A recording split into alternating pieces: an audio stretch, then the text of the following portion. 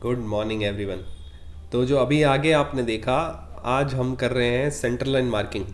Centre line marking घर का वो हिस्सा होता है जो प्लॉट के शुरू में, यानी कि जो प्लॉट आपका साफ होता है उसके अंदर रूम और कॉलम की मार्किंग जो होती है उसको सेंटर लाइन मार्किंग बोलते हैं। सेंटर लाइन मार्किंग के हिसाब से हमें पता चलता है कि हमें दीवारें कहाँ लेनी है, कॉलम कहाँ लेने हैं, और किस तरह से जो हमारा प्लान बना है उसको एग्जीक्यूशन के लिए पहला स्टेप है। तो यानी कि जब भी आप अपने प्लॉट के अंदर मकान बनाना शुरू करेंगे तो सबसे पहला जो स्टेप आएगा वो है सेंटर लाइन मार्किंग का। सेंटर लाइन मार्किंग डिसाइड होती है दिए गए नक्शे के अनुसार। अगर नक्शा आपने तय करवा रखा है तो आपको सेंटर लाइन मार्किंग समझ में आएगी। जैसे आज हम बात कर रहे हैं, ये 2 BHK का प्लान है जिसके अंदर 40-60 के प्लॉट के अंदर हमने 2 टुकड़े किए हैं और 2 भाइयों के लिए 20-60 और 20 बाय 60 के 2 मकान बनाए हैं। अब अगर मैं प्लान को एक्सप्लेन करूँ तो आपको सबसे पहले समझाते हैं कि अंदर गेट से जब एंटर करेंगे तो हमें पार्किंग मिलेगी। पार्किंग के राइट हैंड साइड में हमें एक ड्राइंग रूम है। ड्राइंग रूम के साथ में अटैच एक लेट बाथ है जो कॉमन काम आएगा गेस्ट के लिए। और अगर हम मेन डोर से एंट्री करते हैं तो सीधा हॉल के अंदर आते हैं, और ड्राइंग रूम से अगर बाहर निकले तो भी हम हॉल में पहुंचेंगे।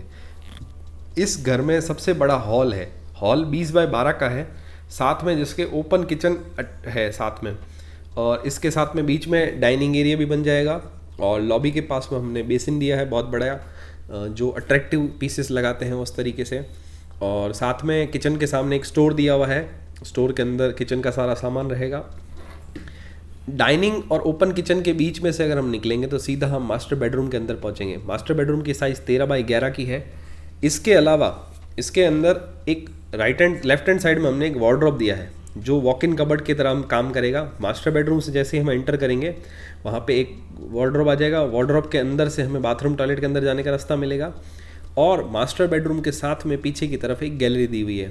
तो इस तरह से ये 2 BHK का प्लान बना हुआ है जो कि बना है पंकज जी के लिए। और ये सेम का सेम वहाँ पे हमने मिरर किया है इसको पूरा। तो ये प्लान है और हमने इसका सेंटर लाइन निकाला था। सेंटर लाइन निकालने के बाद हमने जो रूम की साइजेस वगैरह निकाली थी वो इसमें मेंशन्ड है।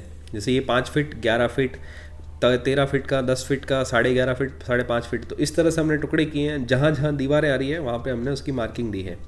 तो अब सीधा मैं आपको ले चलता हूँ साइड पे जहाँ पे हमने इसकी मार्किंग करी थी। तो अगर आप ठीक से देख पा रहे हैं तो ये है हमारा प्लॉट जहाँ पे हमने वाटर टैंक पहले से खुदवा रखा था। तो वाटर टैंक खुदवाने का ये फ़ायदा हुआ कि हमें वहाँ पे पानी का जो स्टोरेज मिलना था वो, और ये जहाँ पे हमने मुहूर्त कर रखा है वो हिस्से पहले से हमने मार्क कर दिए, ताकि सेंटर लाइन मार्किंग के तरफ करते टाइम हमें ये प्रॉब्लम ना आए कि वाटर टैंक किस तरह से कैसे लेना है। तो ये सबसे पहला बेसिक स्टेप था। जैसे हमने मैप के अकॉर्डिंग जो दीवारें थी, जहाँ पे रूम थे, रूम के नीचे दीवारें ली और दीवारों की सेंटर लाइन लेते गए, मार्किंग लेते गए। यानी कि जैसे 12 फीट पे अगर रूम है तो 12 फीट का एक रूम लिया। उस हिसाब से ये इस तरह से एक चूना लेके हमने इस एरिया को पूरा पैक किया। मतलब जहाँ जहाँ दीवार थी वहाँ वहाँ हमने चूना लगाया। चूना लगा के वहाँ की खुदाई करने के लिए निशान लगा के दिए हैं। निशान लगाने का एक सिंपल फंडा है, आप सेंटर लाइन मैप लेके आएँ। सेंटर लाइन मैप जैसे ही आपके हाथ में होगा तो आपको समझ में आएगा कि किस किस जगह पे आपको खुदाई करवानी है। तो जहाँ पे इंजीनियर आपको सलाह दे कि इस जगह मार्किंग करके खुदाई करवानी है, उस हिसाब से उस जगहों पे निशान लगाएं। और निशान लगाने के बाद दोनों तरफ जो रास्ता है वहाँ की पूरी एक फाउंडेशन के लिए, या फिर रांगे जिसको बोलते हैं, या ऐसा कह सकते हैं घर की दीवारें जो लगने वाली है उसका निशान लगाएं और उसकी साइज़ लें कंप्लीट। साइज़ लेने के बाद as per centre line plan या आपके इंजीनियर जैसे आपको गाइड करते हैं उस हिसाब से ये चूने से कच्चा निशान लगा दें। चूने का कच्चा निशान लगाने से ये फ़ायदा होगा कि आपका जो रूम वगैरह है वो आगे पीछे नहीं होगा, जिससे आप खुदाई करेंगे और उसके बाद जो ऊपर जो फाउंडेशन के लिए हमने जो पत्थर की नींव रखनी है, नींव के लिए हमें प्रॉपर जगह मिल जाएगी। तो इस बात का अच्छे से ध्यान रखें कि सेंटर लाइन प्लान और आपके पास मार्किंग ज़रूर होनी चाहिए, और साइज़ जो उसके अंदर लिखी हुई है उसके अकॉर्डिंग एक रस्सी बांध के या डोरी बांध के आप उसके ऊपर चूने से छटक के उसको निशान लगाएंगे। तो इससे आपको बहुत बड़ा फ़ायदा होगा। मेन इसका प्रॉब्लम ये है, इसमें इस चीज़ का ध्यान रखना पड़ता है कि आपकी प्लॉट की आउटर बाउंड्री कौन सी है। तो इस चीज़ का ज़रूर ध्यान रखें कि आपका प्लॉट आपको पता होना चाहिए कि कहाँ से कहाँ तक आपका प्लॉट है।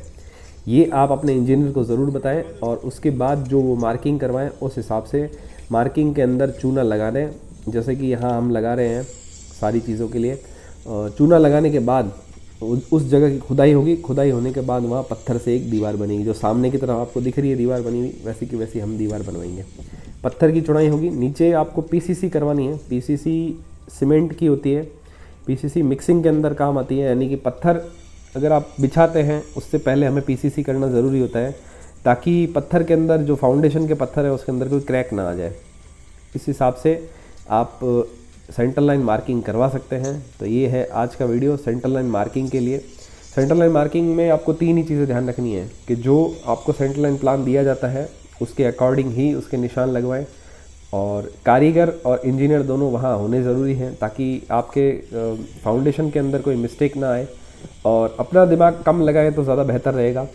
और साथ में जब खुदाई हो जाए तो खुदाई एक बार उनसे चेक करवा लें, जो आपने मार्किंग करके दी थी उस हिसाब से है या नहीं।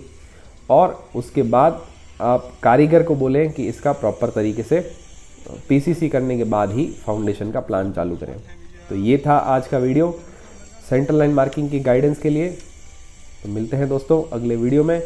नीचे मेरे को कमेंट करके ज़रूर बताएं वीडियो आपको कैसा लगा।